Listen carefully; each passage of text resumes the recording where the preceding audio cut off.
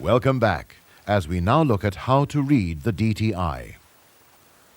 The most obvious visual details you can see are all these numbers and marks around the circumference of the main scale.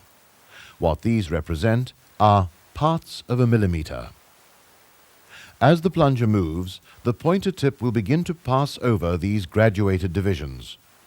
A 1 millimeter movement of the plunger will cause the pointer to rotate by 360 degrees, that is, by one full revolution.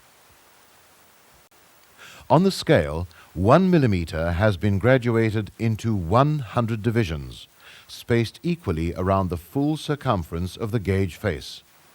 This means that each small division represents 1/100th of a millimeter, written as 0,01 millimeters.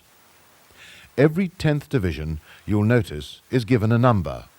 The numbering begins at the 0 mark, and each number division represents increments of 10 times 0,01 millimeter, that is, 1/10th of a millimeter. Let's summarize briefly. 1 millimeter is represented by one full revolution of the pointer. One small division represents 1/100th of a millimeter. Numbered divisions are spaced 1/10th of a millimeter apart. Let's do a practical example. First, we'll gently adjust the bezel so that the pointer is on 0.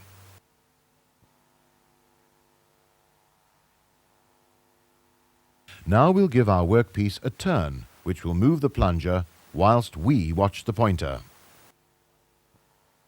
Notice that the pointer has not completed a full revolution, so we know that the movement is less than 1 millimeter.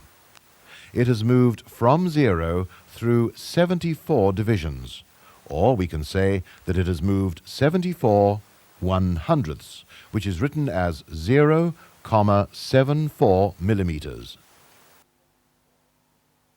In our demonstration, we have looked at how to take a basic reading. After the break, we'll learn how to gauge readings that are over 1 millimeter.